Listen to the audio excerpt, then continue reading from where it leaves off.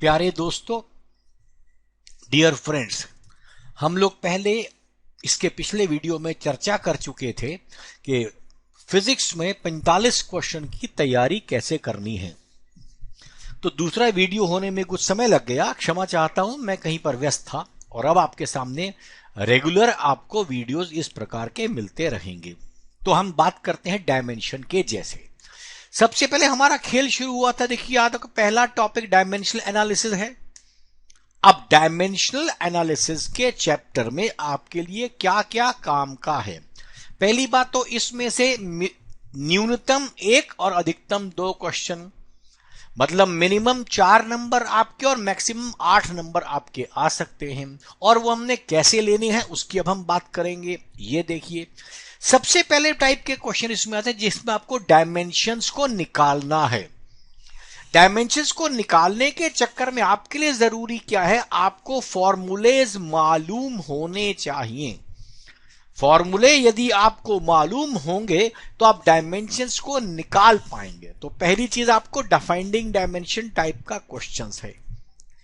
दूसरा आता है जिसमें रिलेटिंग डायमेंशंस है, जिसमें आपसे कहा जाए कि फोर्स को और ग्रेविटेशनल कांस्टेंट को और वेलोसिटी ऑफ लाइट को हमने फंडामेंटल मान लिया। अब आप बताइए मास क्या है।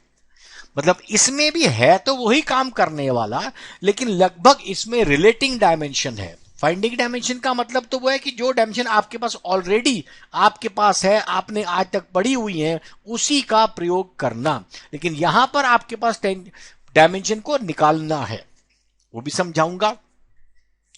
उसके पश्चात आपको समझिए डायमेंशन में क्या क्या चीजें टाइम बचाने के लिए आपको चाहिए होंगी। कुछ चीजें आपको चाहिए डायमेंशन में टाइम बचाने के लिए। देखिए, डायमेंशन यदि आपको फॉर्मूला मालूम है तो आप आराम से निकाल लेंगे, लेकिन फिर भी कुछ डायमेंशन ऐसी हैं जो रेगुलर बार बार पूछी जाती हैं और उनको निकालने में आपका समय अधिक जाएगा। समय अधिक जाएगा से अतिरिक्त है, कभी कभी उसमें कोई त्रुटि भी हो सकती है, कोई गलती भी हो सकती है। तो फ्री के नंबर हैं आपके पास जो आपके न कटें, उसके लिए टाइम सेविंग रिमेंबरेंस में मैं आपको वो डायमेंशंस बताऊंगा जो आपको रट लेनी चाहिए और जिन पर काफी क्वेश्चन पिछले सालों में आए हैं। और उसके बाद अब हम चलेंगे अगली चीज के ऊपर जिसको हमें फिर पढ़ना है, सिग्निफिकेंट फिगर्स क्या होते हैं। मेरे ख्याल से इसको आपने पढ़ा हुआ है, सिग्निफिकेंट फिगर्स क्या होते हैं। एक बारी इसको भी शॉर्ट में रिवाइज कर लेंगे। और बेसिकली हमें यह पता होना चाहिए कि मल्टीप्लिकेशन, एडिशन, डिवीजन, सब्ट्रैक्शन, इन सब में अंत में कितने सिग्निफिकेंट फिगर्स तक का आंसर हमको निकालना है। और यदि कहीं पर हमें राउंडिंग ऑफ करनी है, राउंडिंग ऑफ से मतलब 3 डिजिट का नंबर है, हमें 2 डिजिट का बनाना है, तो कहीं ना कहीं आपको उसके अगली डिजिट को गायब करना है, उसको कहते हैं राउंडिंग ऑफ। जैसे 2.39 को आपने 2.4 लिख लिया क्योंकि आपने राउंड ऑफ 2 डिजिट का कर लिया, या 2.31 को आपने 3 लिख लिया, उस चीज का नाम राउंडिंग ऑफ होता है।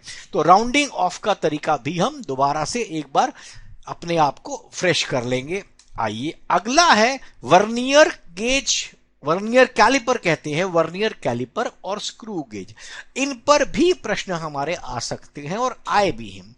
इनके बारे में यदि आप एक बार सीख जाएंगे कि मेन स्केल क्या होता है और वर्नियर स्केल या सर्कुलर स्केल क्या होता है, आई मीन वर्नियर स्केल या स्क्रू गेज का सर्कुलर स्केल क्या होता है और जीरो एरर क्या होती है, ये 3 चीजें यदि आप ठीक से सीख गए तो आपको इसमें कोई परेशानी नहीं होगी। हमारी परेशानी यह रहती है वर्नियर और स्क्रू गेज को हमने स्कूल के टाइम पर सीरियसली पढ़ा नहीं होता, ना आपने पढ़ा तब, ना मैंने पढ़ा, मुझे भी इंजीनियरिंग के बाद जाकर समझ आया। लेकिन आपको तो इस एग्जाम को समझने से अतिरिक्त आपको 4 नंबर पूरे करने हैं इसमें जो आएंगे, इसलिए आपने उसके लिए इसकी तैयारी करनी है। ये भी आसान ही टॉपिक माना जाएगा, इसमें भी कुछ विशेष नहीं होता।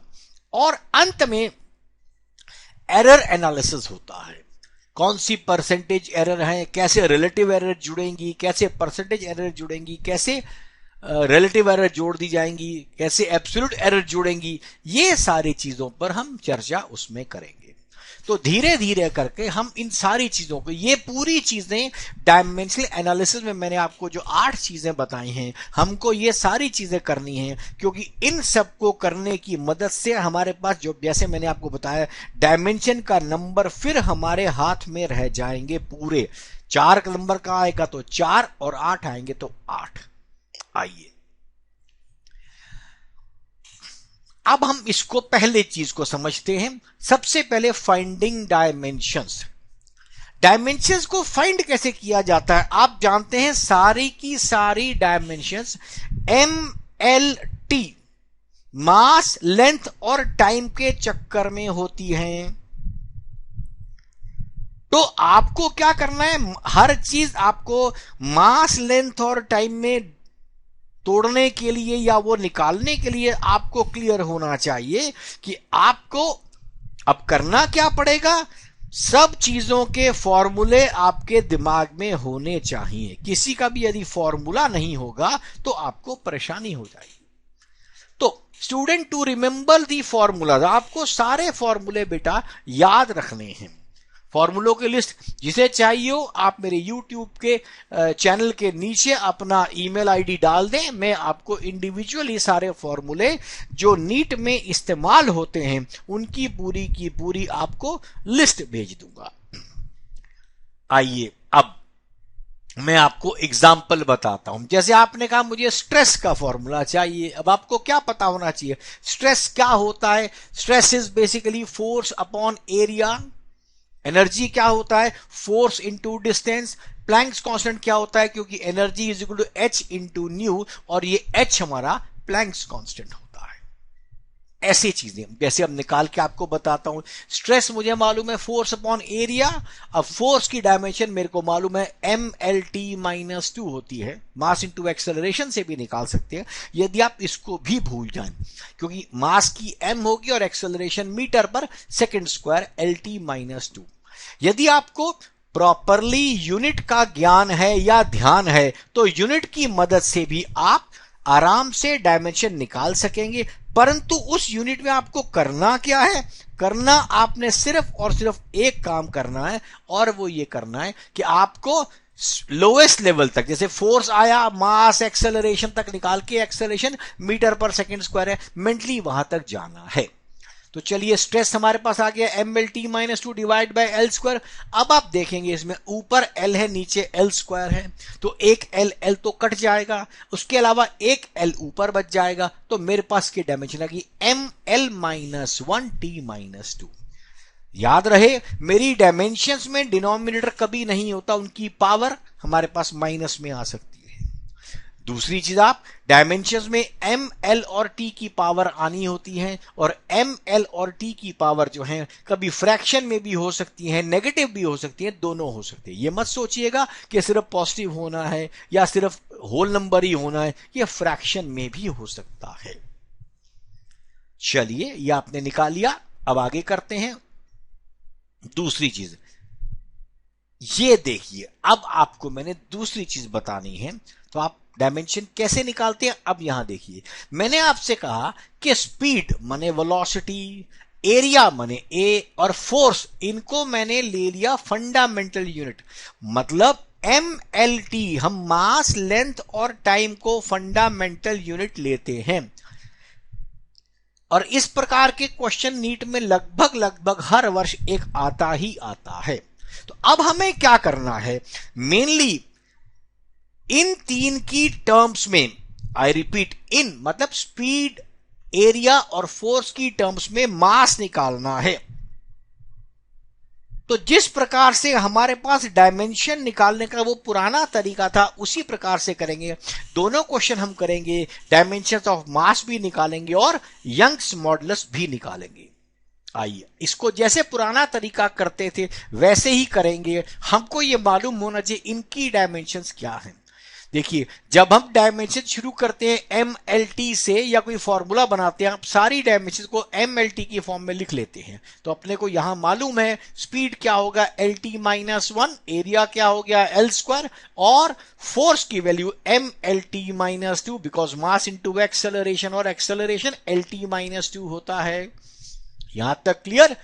अब इसके आगे चले, हमको निकालना क्या है, मास। आइए हमने लिखना है m is equal to v to the power a to the power b and f to the power c। Small abc की वैल्यू मुझे निकालनी है। इसी प्रकार से आपको याद होगा जो डायमेंशनल फॉर्मूला आप निकालते थे, जैसे आपने स्टोक्स लॉ वगैरह निकाला था, वैसे ही इस तरीके से निकालेंगे। अब हमने क्या करना है, दोनों की डायमेंशंस को दोनों साइडों पर लिख देना है। m की डायमेंशन तो m है, v की डायमेंशन आपको पता है स्पीड की LT-1 है, a माने एरिया उसकी डायमेंशन L स्क्वायर है, और f माने फोर्स MLT-2 है। हमने दोनों साइड उसकी डायमेंशंस लिख दी। अब अगली बात हम जानते हैं जिसका नाम है होमोजेनिटी ऑफ इक्वेशन, कि अगर हमारे पास कोई भी इक्वेशन फिजिक्स में इस ढंग से ट्रू है और फिजिक्स में इस ढंग से ठीक है, तो पहली बात यह जरूर है कि मास, लेंथ और टाइम की डायमेंशन लेफ्ट साइड और राइट साइड की बराबर होनी चाहिए। आइए इसको सॉल्व करके मेरे पास आ गया, देखो m की डायमेंशन लेफ्ट साइड में कुछ भी नहीं है, सॉरी m की डायमेंशन 1 है, तो इसके लिए और राइट साइड में m की डायमेंशन c है, तो मैंने सबसे पहले लिखा c इक्वल्स टू 1। अब मैं l की डायमेंशन की बात करता हूं, लेफ्ट साइड में l की डायमेंशन नहीं है, परंतु राइट साइड में l की डायमेंशन आप देख सकते हैं a plus 2b plus c, क्योंकि a निकला LT-1 से, b निकला L स्क्वायर की वजह से 2b प्लस c। अब हम t को चेक करेंगे तो t की वैल्यू आ गई -a माइनस 2c, और क्योंकि लेफ्ट साइड पर हमारे पास t भी नहीं है, मतलब ML0T0 है अगर आप टेक्निकली लिखना चाहें। लेकिन इन सवालों में आप ज्यादा सही ढंग से लिखने की आदत में मत डालिए। जिन लोगों को ऐसा लंबा लिखने की आदत है वो लोग अपनी टाइम की उनको शॉर्टेज हो जाती है, इसलिए आप शॉर्ट में करने की आदत अब धीरे धीरे डालें। अब देखिए हमारे पास c की वैल्यू आ गई, सॉल्व करूंगा मैं, देखिए इसको मैंने सॉल्व किया, a की वैल्यू -2, b की वैल्यू हाफ और -a-2c, 0 से c इक्वल्स टू 1 आ गया। ये तीन वैल्यू मेरे पास आ गई, मैंने सॉल्व किया, c तो 1 था ही, मैंने c को थर्ड इक्वेशन में रख के a निकाल लिया, उसकी बाद से a और c पता है तो b निकल गया। जितना शॉर्टली आप इसको सॉल्व कर सके करिए। मेरा फॉर्मूला आपके सामने आ गया, m equals to v minus 2 a to the power half m f to the power 1। ध्यान रखिए जैसे मैंने आपको पहले कहा था, v की पावर नेगेटिव आ सकती है, a की पावर फ्रैक्शन में आई है, मतलब ये सब पॉसिबल है, फ्रैक्शन में भी पॉसिबल है, नेगेटिव भी पॉसिबल है। आइए अब हम इसी क्वेश्चन के सेकंड पार्ट जो यंग्स मॉडुलस वाला था उसकी बात करते हैं। इसको मैंने लिखा y equal to v to the power a और a to the power b।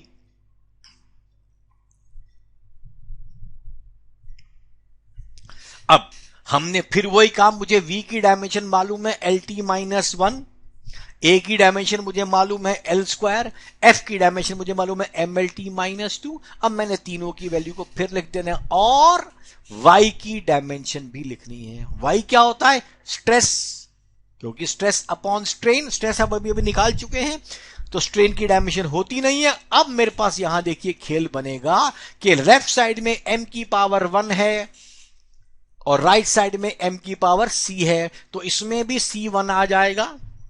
रही बात l की, तो लेफ्ट में आप देखिए l की पावर -1 है और हम दूसरे में देखेंगे तो पहले वाले में a plus 2b plus c, उसकी वैल्यू -1 से इक्वल हो जाएगी। इसी प्रकार c की मतलब c की वैल्यू मैं इक्वेशन बनाऊंगा t वाले को देखकर। देखिए इक्वेशन क्या बनाते हैं, एक बार m को लेकर, एक बार l को लेकर, एक बार t को लेकर। मैंने m को लिया तो मेरे पास आ गया m 1 है और राइट साइड पे c है तो c 1 आ गया। l को लिया, लेफ्ट साइड पर -1 है, राइट साइड पर a plus 2b plus c है तो a plus 2b plus c equals to -1 आ गया। अब मैं t को लूंगा तो -2 मेरा लेफ्ट में, राइट साइड में देखिए -a माइनस 2c आ गया। ये सारे फॉर्मूले आपके सामने मैंने यहां दोबारा लिख दिए। अब रह गया इन सारी की सारी इक्वेशंस को सॉल्व करने का तरीका। अब आप इन सारी इक्वेशंस को ध्यान से देखिए, जब आप सॉल्व करने के लिए जाएंगे, आपने इनको सॉल्व किया तो आपकी वैल्यू आ गई a0 b -1 c1। देखिए क्या आया, y F अपॉन ए आ गया, और कायदे में देखिए आना भी यही था, because force upon area is pressure which is the stress, ये दोनों बराबर ही होने चाहिए थे। ठीक, इस तरीके से आपने एक क्वेश्चन सीखा डायमेंशन का करना, और दूसरा क्वेश्चन आपने सीखा कि किस तरह हम रिलेटिंग डायमेंशंस के क्वेश्चन को करते हैं। आई प्रेज्यूम आपको यहां तक सारा समझ आ गया होगा। इस चीज को आप यूज करें, अपने मित्रों को बताएं ताकि उनका भी भला हो, और अंत में मेरा कुछ फायदा तभी होगा यदि आप जैसे मित्रों को इसका फायदा हो जाएगा। धन्यवाद।